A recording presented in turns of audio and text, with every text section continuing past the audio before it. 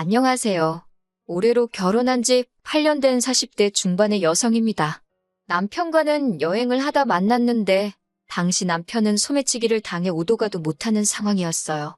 그걸 제가 도와주면서 통성명을 하게 되었고 그게 인연이 되어 영화처럼 결혼까지 하게 되었네요.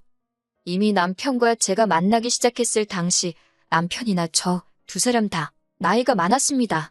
뿐만 아니라 구구절절 밝힐 수는 없지만 여러 가지 제약들이 있어서 남편과 오랜 고민 끝에 아이는 갖지 않기로 했지요. 이는 결혼 전 양가 부모님께도 알렸던 부분이라서 제가 이 일로 시댁과 부딪히게 될 거라고는 상상도 못했네요. 결혼 준비는 어떻게 했냐면 당시 남편이나 저나 안정적인 직장을 다니고 있었고 모아둔 돈도 꽤 있었어요. 그도 그럴 것이 남편이나 저 두 사람 성격이 크게 돈 쓰는데 취미가 있는 것도 아니었고 어수선하고 북적이는 걸 좋아하지도 않아서 술자리도 즐기지 않았거든요. 취미생활이라고 해도 크게 돈 드는 일은 안 하다 보니 자연스레 저는 저대로 남편도 남편대로 돈을 모으게 되었던 것 같네요. 아무튼 그래서인지 본격적으로 결혼 준비를 하는 동안에도 양가의 경제적인 부분에 있어서 도움을 받을 필요가 없어서인지 여러모로 어려움이 없었습니다. 남편과 저 두 사람의 생활만 놓고 본다면 이 좋은 결혼을 왜 진작 안 했을까 싶을 만큼 알콩달콩 잘 지냈어요. 하지만 어머님이 뜬금없는 요구를 하시면서 남편에게 처음으로 싫은 소리를 하게 되었네요. 결혼한 지 1년쯤 되던 때였습니다. 하루는 어머님이 저와 데이트를 하고 싶으시다며 연락도 없이 저희 회사 앞으로 오셨더라고요. 살짝 당황했지만 그래도 기왕 오셨으니 맛집도 가고 근처 구경도 하다가 커피를 마시러 갔지요. 카페에 도착하고 나서야 어머님께서 갑자기 제 손을 잡으시더니 사실 하실 말씀이 있으시다며 저더러 이제 놀 만큼 놀았으니 슬슬 애를 가지라 하셨습니다. 당신 아들, 그러니까 제 남편이 몇 대 손이고 어쩌고 하시면서 말이에요. 순간 숨이 막히고 가슴이 답답해졌습니다. 제가 어머님께 처음 인사드리러 갔을 때 분명히 딩크로 살겠다고 말씀드리지 않았냐. 어머님께서도 저희 둘만 잘 살면 된다 하셔놓고 왜 갑자기 말을 바꾸시냐 했어요. 그러자 하신다는 말씀이 그래도 둘이 같이 살기 시작하면 마음을 바꿔먹을 줄 아셨답니다. 그러면서 당신 주변 분들은 이제 손주 크는 거 보는 재미로 산다는데 당신은 어디 가서 할 말도 없고 기가 팍 죽는다면서 요새 사는 재미가 없으시대요. 이러다 하루아침에 당신과 아버님이 콱 죽기라도 하면 저희더러 미안해서 어쩌려고 그러냐고요. 어머님의 궤변이 솔직히 너무 황당했어요. 저는 어머님께 아무리 그러셔도 못 낳는다고 선을 그었습니다. 벌써 제 나이가 얼만 줄 아시냐. 남편 나이는 또 어떻고 여러모로 걱정되는 바가 많아서 처음부터 안 낳기로 한 거다. 마음을 바꾸시라 했네요.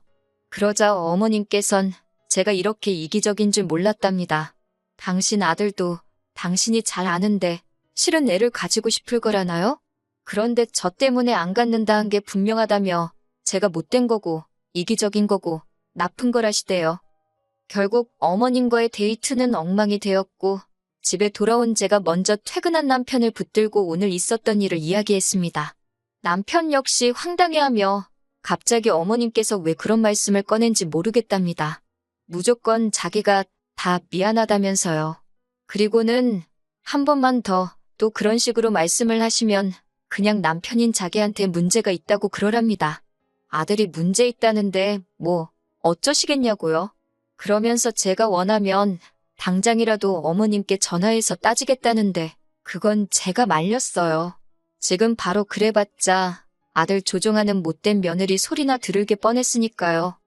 그리고 며칠 뒤 아버님의 생신을 축하하기 위한 자리에서 어머님은 또 다시 손주 이야기를 꺼내셨습니다. 저희가 생신 축하드린다며 용돈을 챙겨드렸는데 이런 거 다 필요 없다며 내년엔 손주 없으면 오지도 말라시대요. 그러자 남편이 크게 화를 내면서 자기 몸에 문제가 있어서 아이를 못 갖는 거라 했어요. 사실대로 말씀드릴 수가 없어서 어머님 아버님이 속상해하실까봐 못 갖는 게 아니라 안 갖는다 한 거라고 둘러대면서 말이지요. 이땐 어머님뿐만 아니라 아버님까지도 크게 충격을 받으신 눈치라서 괜히 제가 다 죄송해지더라고요. 그래도 덕분에 소위 어머님의 손주 타령은 멈춰졌습니다. 그리고 얼마 지나지 않아 집안에 생각지도 못한 소식이 들려왔어요. 신우가 시집을 가겠다며 남자를 데리고 왔거든요.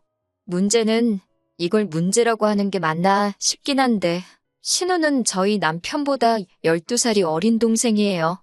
다시 말하자면 시집 가겠다 하던 당시 신우 나이가 25인가 26인가 그랬거든요. 근데 이제 막 전역했다는 23살 먹은 남자를 데려왔으니 시부모님께선 절대 결혼 허락은 못 해준다며 크게 반대를 하셨습니다. 비단 남자가 연하라서 그런 건 아니었고 조건 자체가 마음에 안 든다고요. 며느리로서 이런 말을 해도 될지는 모르겠지만 솔직히 저희 시댁도 크게 내세울 게 있는 건 아니에요. 그나마 저희 남편 하나만 소위 개천에서 나온 용이라고 해야 하나? 그래도 뭐 딸 가진 부모 마음이 그렇잖아요. 좀 더 괜찮은 남자를 만나서 편하게 살았으면 하는 거요. 그런데 신우가 데려온 남자는 시부모님 눈에는 그럴 만한 깜냥이 안 돼 보였던 모양입니다. 하지만 아무리 반대하면 뭐 하겠어요. 둘이 좋아 죽으니 결국 별 수가 없더라고요. 신우가 단식투쟁까지 시작하자 어머님 아버님께서 신우의 결혼을 허락하셨습니다. 그런데 어이없게도 신우의 결혼 이야기가 진행되고 얼마 되지 않았을 때 저희를 부르시더니 돈 좀 보태달라 하시대요. 원래부터 축의금을 500 정도는 생각하고 있었는데 어머님이 대놓고 돈을 보태라시니 처음엔 한 몇백, 진짜 많아야 1000만 원 정도 말씀하시나 했지요. 그런데 뒤이어 말씀하시길 애들 신혼집을 구해주면 안 되겠냐입니다. 까놓고 말해서 어디 돈 맡겨 놓으셨냐는 소리가 튀어나올 지경이었어요. 하지만 결론부터 말하자면 남편이 자기 명의로 오피스텔 전세를 구해줬습니다. 대출이자 안 내도 되고 월세 안 내면서 사는 게 어디냐고 고마운 줄 알고 착실하게 돈 모아서 나가라고 하면서요. 전 솔직히 이런 남편의 생각에 찬성은 아니었어요. 남이 보기엔 돈도 남편이 번 돈이었고 어찌됐건 신우에게 꽁으로 돈을 준 건 아니니 뭐가 문제냐 싶을 수도 있지만 가족이고 친구고 경제적인 걸로 얽혀서 좋을 게 없잖아요. 하지만 남편이 그래도 자기가 장남이자 오빠니까 이해해달라대요. 그리고 신우는 얼마 지나지 않아 쌍둥이를 임신, 출산했습니다. 어머님 아버님께선 왔다 갔다 1시간이 넘는 거리를 오가시며 신우 애들을 봐주시기 시작하셨는데 제가 아는 한 이는 몇 년 동안 계속되었어요. 어머님께서 고생을 정말 많이 하셨지요. 게다가 이건 뭐 솔직히 제가 간섭할 문제는 아닐 수도 있지만 그 긴 세월 동안 신우가 어머님께 얼마씩 챙겨드린 것 같지도 않더라고요. 언젠가 한번 어머님께서 이모님한테 지들 밥벌이라도 하고 살면 소원이 없겠다고 하소연하시는 걸 들은 적이 있었거든요. 한편 저희 부부는 신우 부부에 비하면 저희 입으로 말하기 그렇지만 자식 노릇, 자식 돌이 제법 하고 살았습니다. 신혼애에 비하면 받은 건 일절 없었지만 그래도 할도리는 하고 사는 게 맞다 싶었으니까요. 제가 뭐 저희 부부가 이것도 해드리고 저것도 해드렸다며 하나씩 전부 다 말하자는 건 아니지만 능력이 닿는 한 시댁 친정 가리지 않고 성심성의껏 물심양면으로 해드렸다고는 자신있게 말할 수 있어요. 그런데 이런 게 신우 눈에는 저희가 돈이 남아돌아서 그러는 걸로 보였던 걸까요? 언젠가부터 시부모님한테만 쓰지 말고 시조카도 좀 챙기라며 저희에게 이것저것 요구를 하기 시작하대요. 처음 시작은 사소한 것들이었어요. 저희 부부가 백화점을 간다고 하면 자기도 데려가 달라고 통사정을 해서 몇 번 같이 간 일이 있습니다. 그러면 여지없이 아동복 코너라던가 그런 곳을 돌면서 이것도 예쁘다 저것도 예쁘다 하며 삼촌이 사주면 안 되냐, 외숙모가 사주면 안 되냐. 처음엔 어린 신우의 철없는 땡깡 정도로 생각하고 한두 벌 사주고 그랬어요. 그랬더니 언젠가부턴 옷에서 끝나는 게 아니라 무슨 장난감이 어떻고 저떻고 결국 부담스러워서 언젠가부터 백화점 간다 소리를 절대 안 했더니 아예 대놓고 계절도 바뀌는데 애들 패딩하고 부츠 하나씩 사주면 안 되냐 그러대요. 이뿐만이 아니었습니다. 어떻게 보면 제가 이렇게 사연을 쓰게 된 결정적인 이유이기도 하지요. 저희 남편이 내년 봄에 주재원으로 미국에 가게 되었거든요. 저는 당분간 쉰다는 생각으로 회사를 관두고 따라갈 예정이고요. 그런데 이 소식을 들은 신우가 자기 애들을 데리고 가달랍니다. 어린 나이에 영어를 배울 수 있으니 얼마나 좋은 기회냐면서요. 시부모님까지 나서서 어차피 저는 미국에 가서 따로 일을 할 것도 아니지 않냐며 놀면 뭐하냐고 조카들 좀 데리고 가라는데 진짜 어이가 없더라고요. 그러자 남편이 신우더러 한 달에 얼마씩 줄 거냐 묻대요. 생각지도 못한 남편의 말에 저 사람이 무슨 소리를 하는 건가 싶어서 가만히 냅둬봤어요. 신우가 돈을 줘야 되냐고 반문하니 남편이 남의 집에 애를 맡기면 돈을 주는 건 기본 상식 아니냐 받아치대요. 애는 목공으로 크냐고, 애 먹고 자고 쓰는 거, 거기다 네 언니가 애 봐주는 비용까지 해서 한 달에 한 400씩 보낼 수 있냐고 그러는 거예요. 신우 사정 뻔히 아는 사람이 왜 저런 소리를 하나 싶어서 어이가 없기도 하고 동시에 마음에 쏙 들더라고요. 우리 남편 잘한다. 마음속으로 응원을 했다니까요. 그랬더니 어머님께서 남편더러 지정신이냐고 화를 내셨습니다. 어차피 너네는 애도 없으면서 돈 쓸 데가 어디 있다고 어린 여동생한테 돈을 달라 소리를 하냐고요. 그러면서 하시는 말씀이 그렇게 돈 모아서 죽을 때 머리에 지고 갈 거냐고. 그런데 신우가 하는 말이 더 가관이에요. 저희를 보면서 오빠랑 언니 죽으면 어차피 그 재산 다 쌍둥이 거 되는 거 모르냐입니다. 그러니까 그 돈 조금 일찍 준다 생각하고 데리고 가달래요. 정 귀찮아서 안 되겠으면 애들 좀 크면 해외로 유학을 보내줄 거냐입니다. 제가 신우더러 제가 애를 안 낳는 게 신우네 애들 케어해주려고 안 낳은 거냐 따졌습니다. 쌍둥이를 어떻게 키우건 뭐를 해주건 나는 관심이 일절 없다고 아가씨가 알아서 해주라고 사부쳤고요. 남편도 신우더러 정신 똑바로 차리고 살라며 화를 내더니 한 번만 더 이거 해달라 저거 해달라 말 같지도 않은 소리 했다간 집에서 내쫓아버린다고 엄포를 놓대요. 그렇게 일이 마무리되었다 생각하고 집으로 돌아왔습니다. 그런데 그날 밤 바로 또 신우에게 연락이 왔어요. 전화기 너머로 서럽게 울면서 말이지요. 모르는 사람도 돕고 사는 세상인데 하나뿐인 조카들한테 뭐 좀 해주는 게 아깝냐고. 자기가 인터넷 찾아봤는데 저희 재산, 저희 죽으면 다 조카들 거 되는 거 맞다고.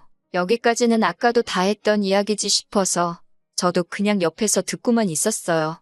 그런데 신우가 마지막으로 한 말이 아주 충격적이었습니다. 오빠인 남편이 먼저 죽고 새언니인 제가 남은 재산 가지고 다른 남자랑 재혼이라도 하면 자기 애들은 불쌍해서 어쩌냐입니다. 사람 이름 모르는 거라며. 그러니까 새언니가 반대하는 거 다 안다면서 새언니인 저 모르게 자기하고 상둥이 좀 챙겨달라나요? 자기는 믿을 사람이 오빠밖에 없다면서. 기가 차고 코가 차서 남편을 쳐다보니 남편도 당장 터질 듯이 얼굴이 벌개져 있더라고요. 그러더니 전화기에다 대고 야, 이 미친 엑스라고 욕을 하더라고요.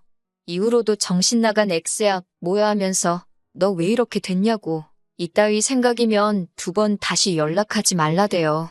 족하고 나발이고 니 때문에 꼴도 보기 싫다며 사는 오피스텔도 당장 팔아버릴 거니까 이사갈 각오나 하고 있으라며.